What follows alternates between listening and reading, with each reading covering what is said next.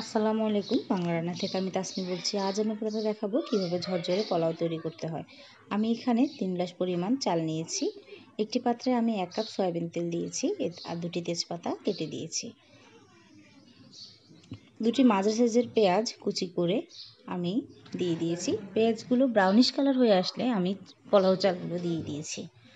পোলাও চালগুলো দেওয়ার পরে 2 চা চামচ লবণ দিয়েছি। এখন একটু ভালো করে ভেজে নিতে হবে। আপনারা একটা জিনিস মনে রাখবেন, আপনারা যে পাত্রে চাল নেবেন সেই পাত্রের পানি দিবেন। ধরুন আপনারা 1 গ্লাস চাল নিয়েছেন, এখানে আপনারা 1 গ্লাসের জন্য 2 গ্লাস পানি দিবেন। তাহলে সোজা কথা হচ্ছে 1 গ্লাস চালের জন্য 2 গ্লাস পানি। আমি এখানে 2 চা চামচ আদা বাটা দিয়েছি। আপনারা পোলাওতে অবশ্যই ফুটন্ত গরম পানি ব্যবহার করবেন।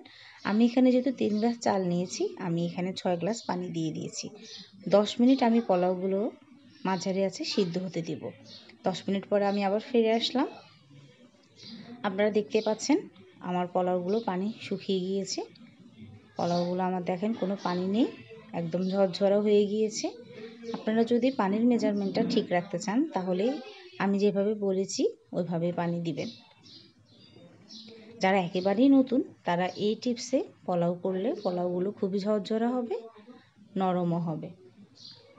আমার ভিডিওটি যদি ভালো লাগে অবশ্যই সাবস্ক্রাইব এবং শেয়ার করবেন। আমি আবার 10 মিনিটের জন্য পোলাওগুলো দমে রেখে দিব। তৈরি হয়ে গিয়েছে আমার সুস্বাদু ঝরঝরে পোলাও। আপনারা বাসায় অবশ্যই ট্রাই করবেন। আমার ভিডিওটি দেখার জন্য ধন্যবাদ। দেখা হবে পরবর্তীতে নতুন কোনো রেসিপি নিয়ে।